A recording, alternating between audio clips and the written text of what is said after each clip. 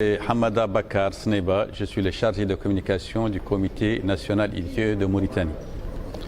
Donc nous sommes venus sur invitation du comité national ITIE du Sénégal, présidé par Madame Oulimata Sarr, qui malheureusement n'a pas pu assister à ces travaux et elle s'en est excusée.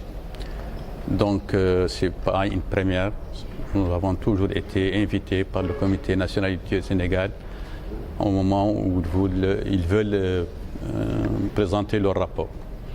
Donc nous sommes venus partager avec eux le partage du rapport 2022 sur les industries extractives. Et il faut noter que cette relation a existé depuis la création du comité national ITIE en 2013. À l'époque, il était présidé par Major Fall. Après, ce fut la présidence de Maguette Ndiaye. Après, c'était Awa Kol Marisek.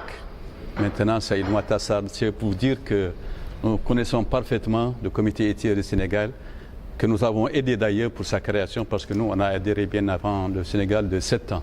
On a adhéré en 2005, le Sénégal a adhéré en 2013. Donc on avait déjà une petite expérience avant le comité national ITIE du Sénégal. Donc aujourd'hui, je me sens totalement chez moi. C'est puis la capitale de la Mauritanie, pour ceux qui ne le savent pas. Mais aussi, c'est une partie de la Mauritanie. Parce que nous savons de deux côtés des rives, l'émir de Trarza, Messal Mohamed Lahbib, qui s'est marié à Djumbot Mbodj. Donc c'est une relation séculaire. C'est une relation culturelle aussi, parce que tous les religieux sénégalais pratiquement ont étudié en Mauritanie.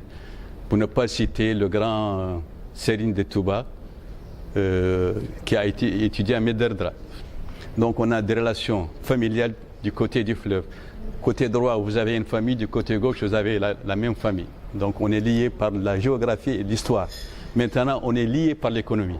Donc nous allons partager la production de ce projet GTA de gaz qui, j'espère, donnera ses résultats.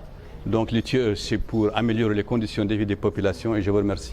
Chez nous, écoutez, on est logé à la même enseigne. Les pays africains, malheureusement, ont été surexploités par les compagnies internationales. Donc cet outil de transparence est venu à point nommé pour améliorer la gouvernance. Donc à notre niveau, depuis qu'on a adhéré à l'ITIE, on a eu à réformer beaucoup de dysfonctionnements au niveau du système gouvernemental.